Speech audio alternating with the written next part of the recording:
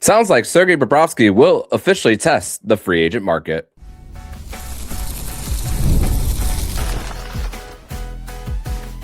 You're Locked On Panthers, your daily podcast on the Florida Panthers.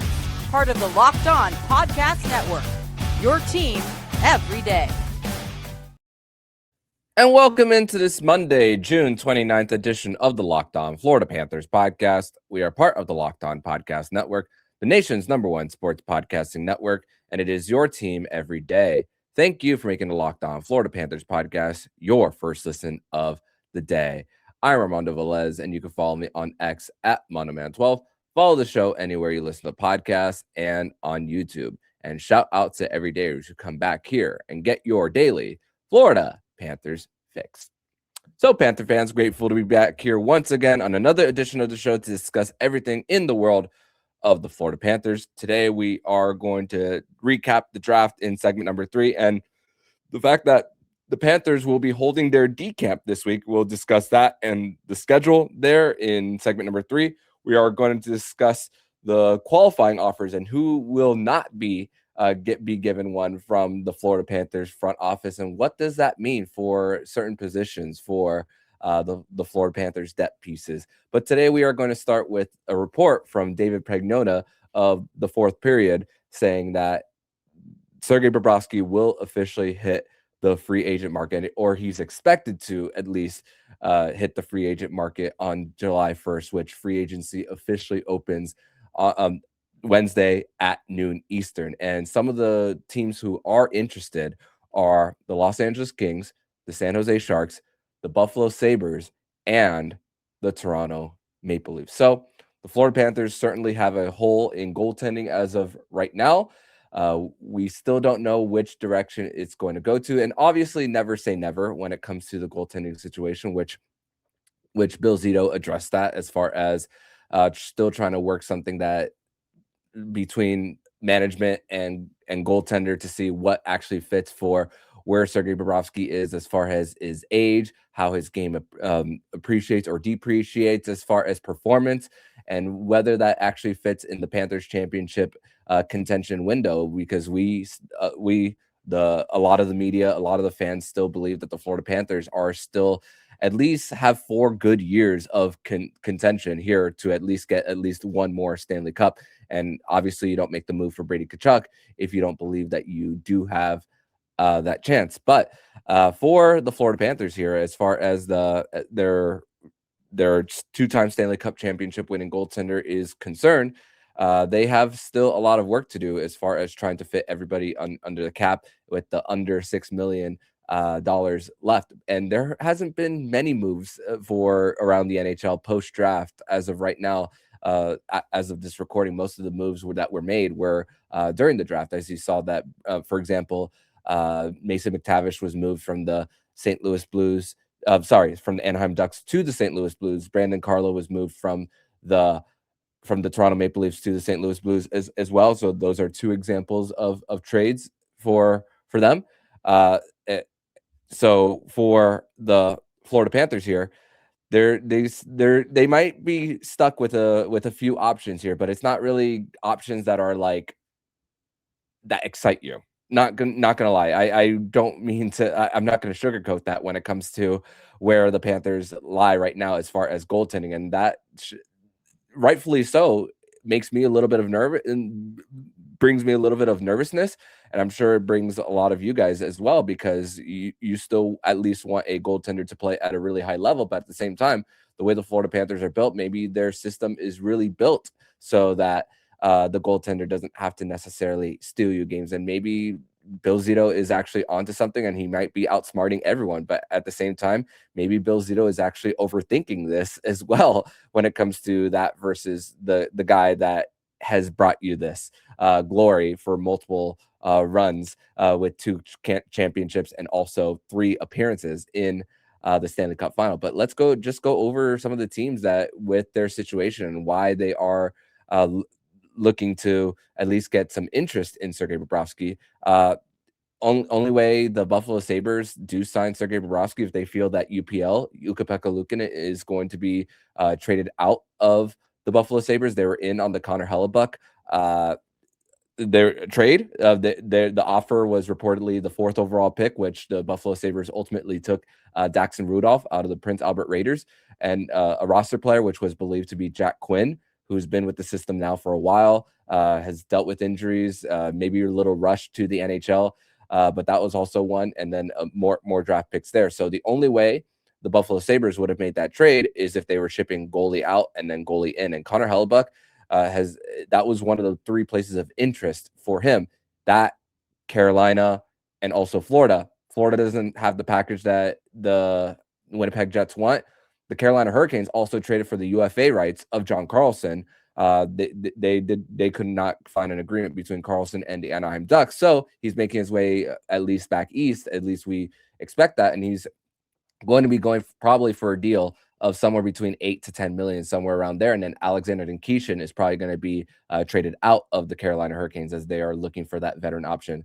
The Toronto Maple Leafs, they have 6 roster spots open as of right now. And when they signed the depth that they did when losing Mitch Marner, it was going to be a year of growing pains, which you got a lot of depth, but you're missing still star power there. But then it gives you an opportunity to open up a little bit of cap room to at least sign a big time player, or at least commit money to a player as well. And with them shifting out Joseph Woll, and then shifting Samuel Ersson, who was an RFA, to the Ottawa Senators as far as a trade, now there's at least a little bit of an opening there in goal. And also, despite drafting Gavin McKenna #1 overall, which it was actually quite awesome that Justin Bieber, even though it was a little bit of a long presentation, #1 overall pick, there's hype behind it, but that must be awesome that if you're Gavin McKenna and Biebs is calling your name to the stage for that pick.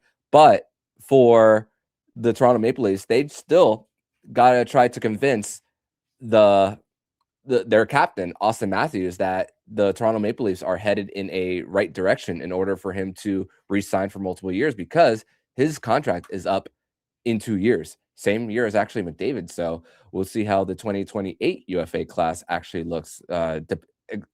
We don't expect them to go there, at least hit the free agent market, but we'll see how those two determine whether they want to stay at their destinations.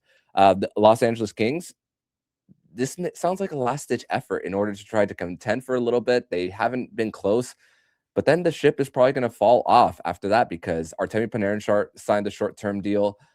Drew Doughty, which Ken Holland said publicly that he's not going to sign him to an extension, at least this summer. But we'll see what happens for Drew Doughty, or next summer, excuse me, because he's not extension eligible yet, but he's getting on the older side and coming off an $11 million deal. And there's still a lot of holes on the roster in goal. They signed Brent Clark to a long-term deal, which there was questions on whether he was going to be a fit there, but they ended up signing him to a big deal there. But we still don't know whether Quentin Byfield is a #1. And they might have, after those two guys are out and maybe Sergei Bobrovsky signs and those guys are passed there, they might bottom out for a bit. So it depends on the dollars. It depends on the contention.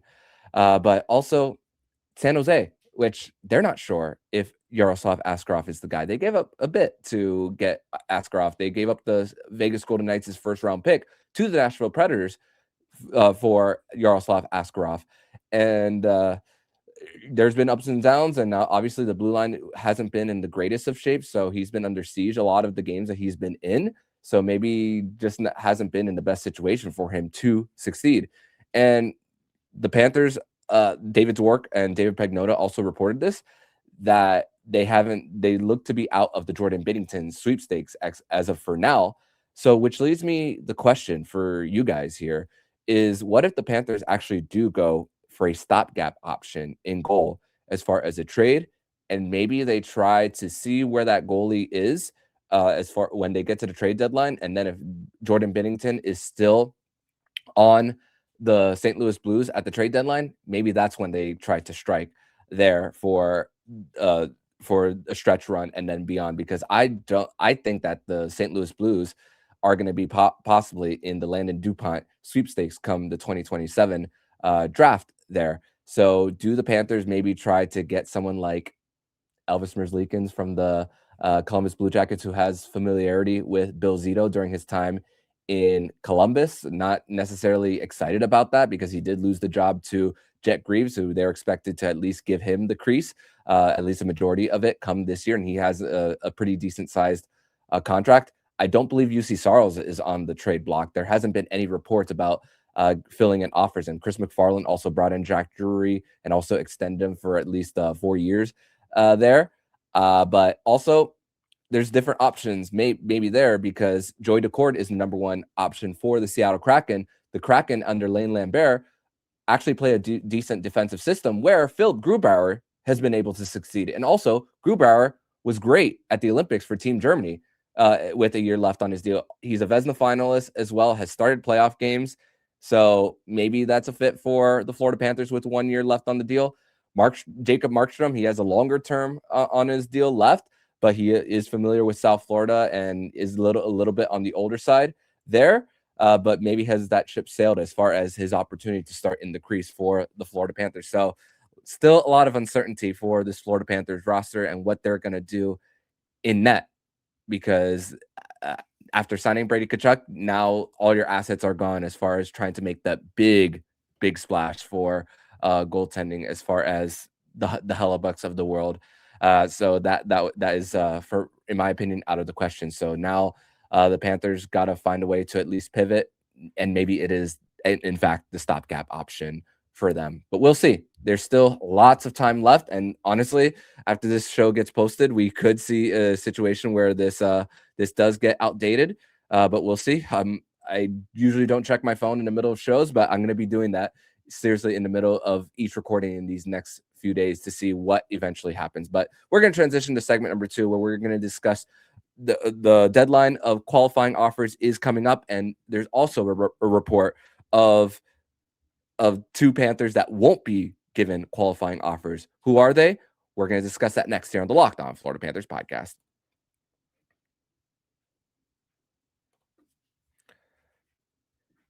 Today's episode is brought to you by Decagon. As companies grow, customer support gets a lot more complicated. More customers mean more questions, more channels to manage, and higher expectations for fast, personalized service.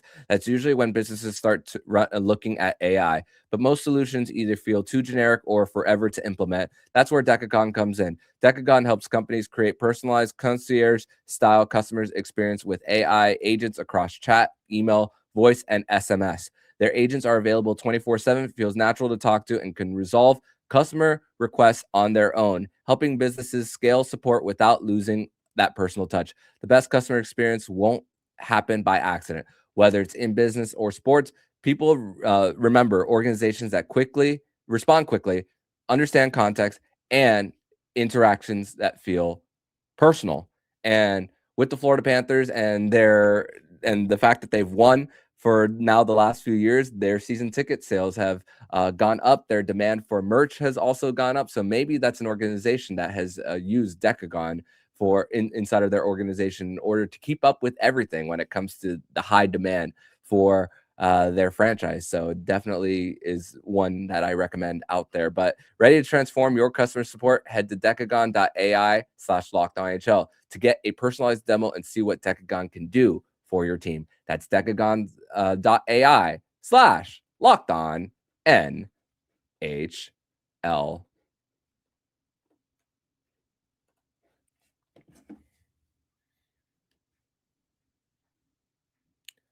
Segment number 2 here on this Monday, June 29th edition of the Locked On Florida Panthers podcast. Thank you once again for making Locked On Florida Panthers podcast your first listen of the day. And also for you guys, the Florida Panthers held their draft party on Friday, despite not having a first-round pick. From the pictures that I saw, I was not there, but from the picture that I saw, it looked to be a really high turnout for the event. And also, Sam Reinhart spoke, Aaron Ekblad spoke, Bill Zito, Paul Maurice, and it's funny because Bill Zito was speaking during the event during the first round, which told us everything, that he's probably not going to try to attempt to trade back into the first round.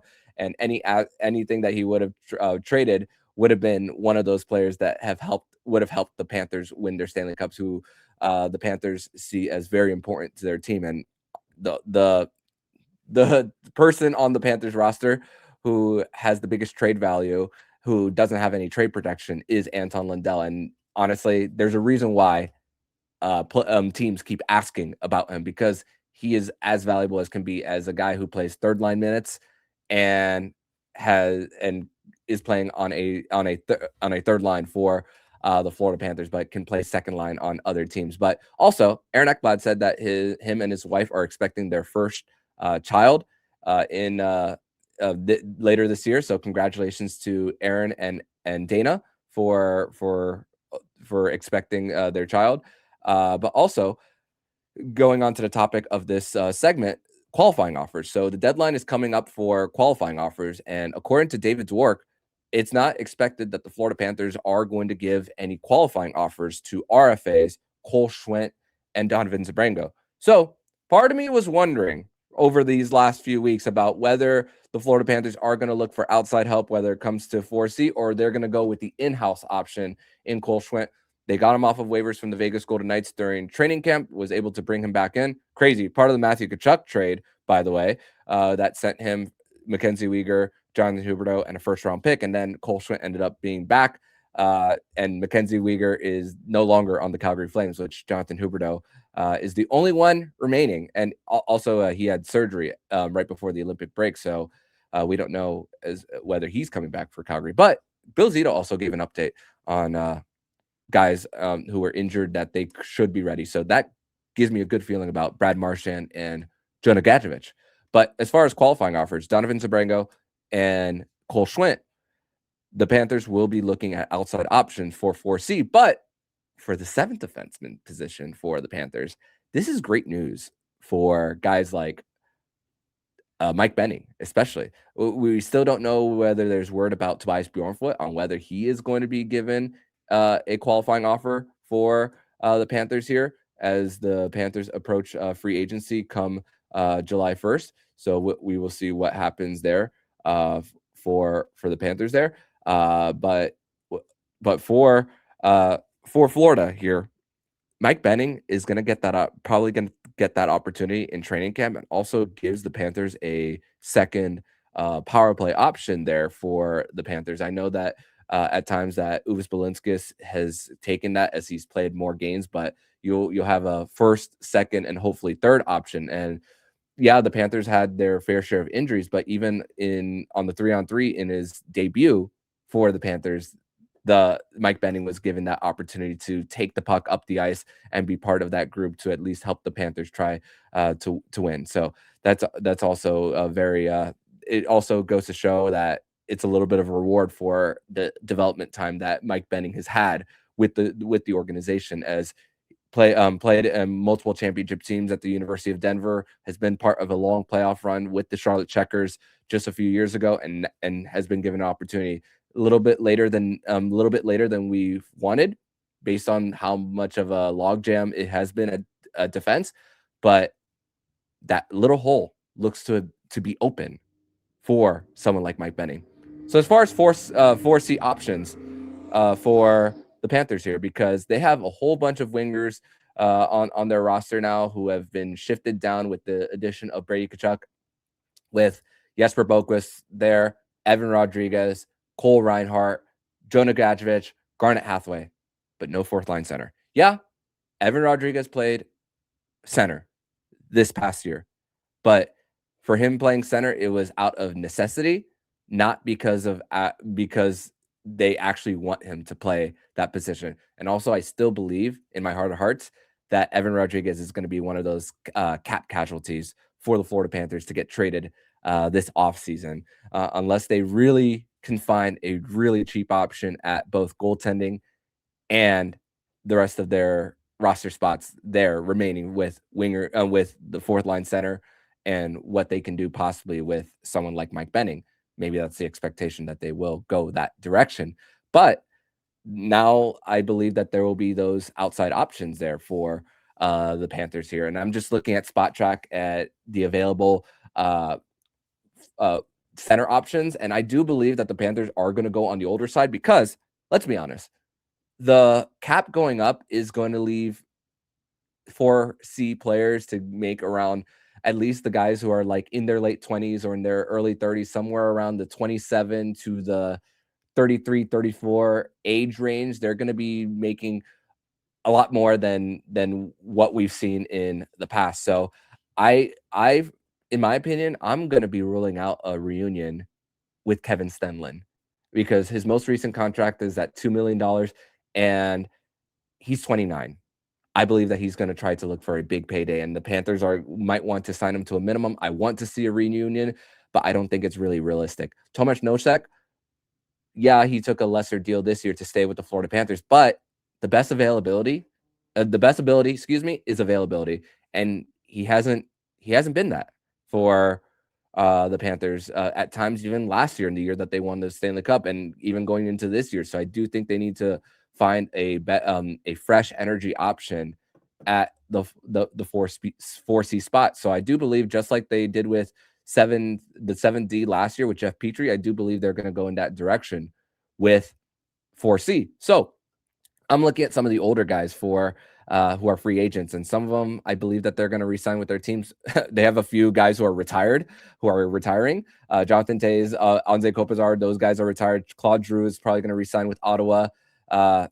So there are guys out there like Luke Glendening, who's 37 years old, who just came off of making $775K, which the league minimum is now going to be $850K for the NHL. Lars Eller, who's won a Stanley Cup with the Washington Capitals. It's been a little bit since he's won, but veteran presence on the fourth line. He was just coming off of a deal where he was making 1.25. So he might try for one last ditch effort to try to win a Stanley Cup. And with the Panthers hopefully having better health, they can they can bring in someone like that for some veteran experience on that fourth line. So you need that on your roster. Anders Lee, almost 36 years old. The New York Islanders are going to be trying to re-sign him there. So I think right now he's actually the top fourth line center, at least middle six center, that teams are going to be going for. Maybe Noel Acciari is a guy that, even though he's not necessarily familiar with this coaching staff with the Florida Panthers, if you were to bring him back, he would actually, I believe that he would actually be a really good fit there, as the Florida Panthers have that pressure system that fits the Noel Acciari's game. But again, we've seen the amount of injuries, even the first stint for Noel Acciari there. But also maybe Kevin Hayes is a guy who actually has some relation with Matthew Tkachuk. They tried it with Luke Cunnin this year, as far as a guy who grew up with Matthew Tkachuk. But what about a Hayes brother who's coming off of a most recent deal, has played 11 years in the NHL with multiple teams, Philadelphia, Pittsburgh, just to name a few. But maybe they bring a family member of the Tkachuks, so it could be a whole family affair with at least three of them in one year. So we could see that. And Boone Jenner, his deal expired with the Columbus Blue Jackets, and Bill Zito knows him. Sergei Bobrovsky knows him. Though we don't know whether Bobrovsky is returning, but we could maybe see that as far as reunions there. So we'll see whether the Florida Panthers do go to those options, but we'll explore some more 4C options for the Panthers and see what their profiles really are and see if they're actually a fit here in South Florida. But the Panthers are going to have to go as cheap as they can in that position. And maybe it's probably going to be those older guys who've already made the cash. It's not going to be those younger 30s or later 20s guys there. But the Panthers did have multiple picks in the most recent draft, 6 to be exact. We'll discuss more of that and the top storylines that we saw next here on the Locked On Florida Panthers podcast.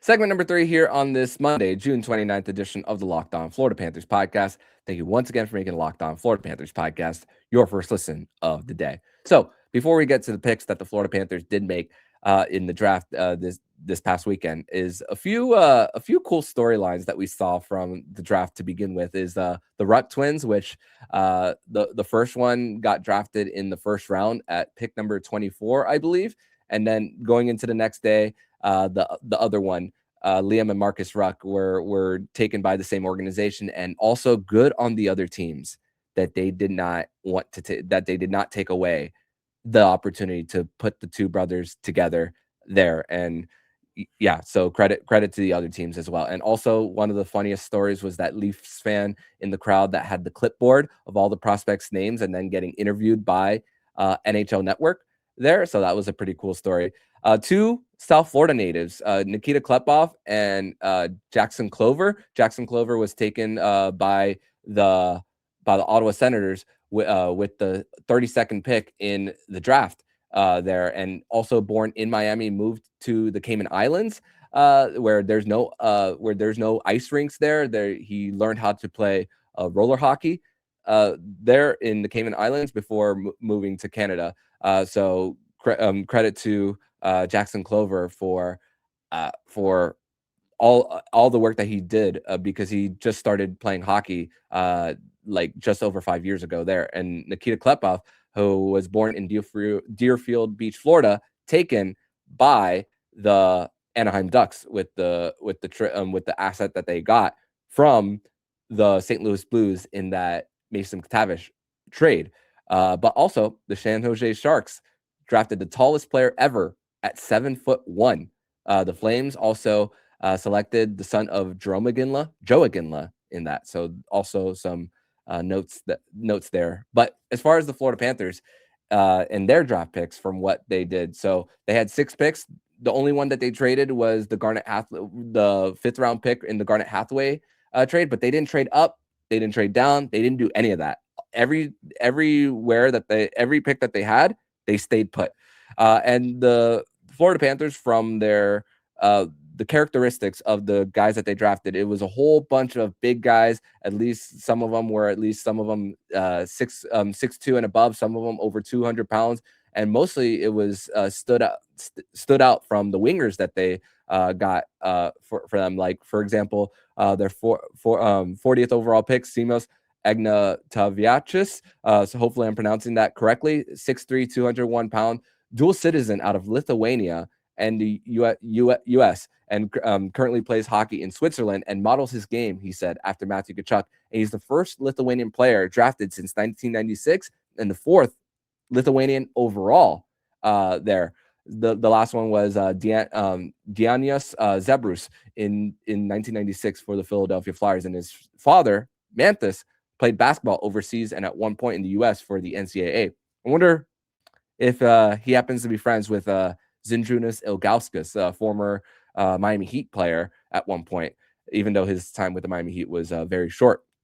Next one, the Florida Panthers selected Ryder Cali, 48th overall, 6'2", 208 center, played for the North Bay Battalion the last 2 seasons and will play at Providence College next season. Born in Switzerland and was also a citizen of Canada, so he has dual citizenship.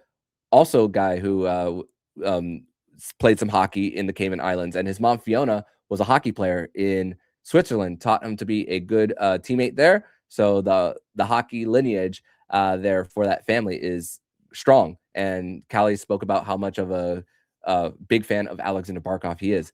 The next one, the 98th overall pick for the Florida Panthers, their only defenseman that they took in this draft, defenseman Jonas Kemps, 6'6", 191 pound, left shot defense. Pride for the Florida Panthers is on size, and we'll get to that definitely a little later, as he will be playing for the Seattle Thunderbirds in the WHL for the 2026-27 season, and then will commit to Michigan State for the 2027-28 season. So it's going to be a while until these guys make it to the NHL. But one thing that the first 2 picks, especially for the Panthers, for Callie and Ignataviachus, is that they're hard-hitting forwards, and these guys are likely going to be possibly bottom 6 guys for the Florida Panthers when once again we expect them to be up against the cap, and that these non-first round picks are going to need to be impactful on the roster on the cheap there. So it comes to the same characteristic that a lot of these guys have. Next one, Panthers pick 168, so a big gap between picks. Right winger Vilo Vahalatalo at 168th overall, and he plays for the franchise that Alexander Barkov co-owns in Tappara. 6'4", big, 194 pounds, a little bit light, but was mostly ranked inside the top 100, and he slipped. So maybe a little bit of a gamble and an upside pick for the Florida Panthers there, with having Villo into the mix for the Florida Panthers there. So cool that there is that Barkov connection there once again, and we see how much of an inspiration Barkov is to hockey players even coming up, and how much of an influence he truly has with the 3 Selke trophies, the 2 Stanley Cups. So yeah, we got it good as far as one of the better leaders and one of the better players in the NHL as far as shutdown D, and also an inspiration to multiple. But with their 5th pick, the 181st pick, which is from the one that they got from the Philadelphia Flyers in the Hathaway trade, right winger Cole Zurowski, who played the last 2 seasons with the Owen Sound Attack. A little bit on the shorter side compared to the rest. 6'1", 194 pound. He's from Ontario. He did score 46 points in 63 games for Owen Sound, 24 goals. So yeah, he's definitely one who's gotten on the goal scoring sheet there for the last 2 seasons there. So, and then this last one, this one's exciting. Panthers selected 6'8" goaltender in the 7th round, and this is the 7th straight year that the Florida Panthers have drafted a goaltender, and Bill Zito allows Roberto Luongo to make the pick. And not only is it great when drafting Louis-Antoine Deneau from the Quebec Ramparts, who was later traded to Newfoundland and also started 12 playoff games over there in the Q, was also part of the Panthers D camp last year. After being passed in the draft, he re-entered the draft. Florida got a look at him in last year's development camp. They remembered him, and they selected him. So also a great story for the Panthers there, as far as getting hands on someone and also getting an opportunity to at least get them into the system. He's expected to be back in Newfoundland next year and to play hockey. And also, the Panthers got to trust this goalie excellence department that they are going to do the right thing as far as getting guys, and also getting them an opportunity to start games in Charlotte, get a little bit of a rotation there, because in the AHL and the ECHL, you're going to have more of those 3 man rotations there, and there's also going to be gaps in between playing. So, and the part of the AHL that's hard to process whenever you're a goaltender is because during practice you only have 2 nets. Sometimes you're on the sideline just watching the 2 goaltenders if you're not the one in the crease practice. So you're going to get that opportunity, and then there might be that chance where one goaltender gets sent down. I mean, Kirill Gersimchuk was one guy who was sent down to the ECHL multiple times when it was Cooper Black that was taking mostly the crease for the Florida Panthers this past season there. And also Louis Domingue was also part of the Florida Panthers roster later in the year, especially because they signed him to a contract later on in the season, but he's a UFA, so I don't think he'll be coming back to the Florida Panthers. 34 years old. He's been with different teams, so don't see a future with him. And also Tyler Muzelik is in the system as well right now, and he's expected to be playing in Charlotte. So don't expect Deneau to be with the Panthers at least signing his entry-level deal for the net until 2 years from now, maybe. And also with the change of the CHL and NCAA relationships, now you have 4 years, regardless of what league the players are drafted from, you have that 4-year window, regardless of which league, to sign your players. So there's not that squeeze in time whenever it comes to having a guy in as far as your contracts. So you can buy a little bit more of time if they just do decide that after 17 years old that they actually want to go to the NCAA to at least face older and better competition there. So the Panthers are going to be holding development camp this week. All the draft picks that were listed, that I just listed, will be there, along with some draft picks from previous years for the Florida Panthers. So those guys are expected to be into the mix. So other guys that are expected to be part of the mix for development camp are draft picks like last year, like Shamar Moses, our guys, Luke Coughlin, who was drafted a few years ago, for the Panthers, Simone Zedler, as well, Shea Bush, who was drafted just last year for the Panthers, Linus Eriksson, who is part of the World Junior team for Team Sweden. So that one's an exciting one, who's going to be part of the Charlotte Checkers here. This is and also Matvei Shuravin, who just recently signed his entry-level deal. The practices are going to be Monday through Wednesday. Today's session is 1:15 to 2:15. Tomorrow's is going to be 10:30 to 11:30, and along with Wednesday, 10:30 to 11:30. And then it'll be concluded with a 3-on-3 scrimmage from 10 a.m. to 11 a.m. on Thursday. And all the practices are open to the public at the Baptist Health Ice facility. So hope you guys have the opportunity to attend, and hopefully you guys have fun there. We're not going to be covering too much of the D camp because this is in the middle of the free agency / trade period for the Florida Panthers. And also with the fact that the core is locked up, maybe only one or two of these guys will actually be part of the mix for the Florida Panthers in the future. But still, it's hockey. It's Florida Panthers related. It's in the region. So go ahead and check out maybe possibly a star player that you could see for the Florida Panthers, and maybe they get an opportunity to make the roster sometime in the future. But that's going to do it for today's edition of the Locked On Florida Panthers podcast. Thank you once again for making a Locked On Florida Panthers podcast your first listen of the day. We'll be back tomorrow to discuss more on the offseason for the Florida Panthers as they get prepared for free agency on Wednesday. Thank you guys as always for listening. And in the meantime, if you like what you're hearing, please subscribe to the podcast to be notified every single time the Locked On Florida Panthers podcast jumps into your podcast feed. Don't forget to also subscribe to the other shows on the Locked On NHL network, including Locked On NHL, Locked On Fantasy Hockey, Flip Livingstone and Steel Roden, and Locked On NHL Prospects. Thank you once again for making a Locked On Florida Panthers podcast your first listen of the day. So I'm Armando Velez, signing off. And you've been listening to Locked On Florida Panthers podcast, part of Locked On Podcast Network. We're your team every day.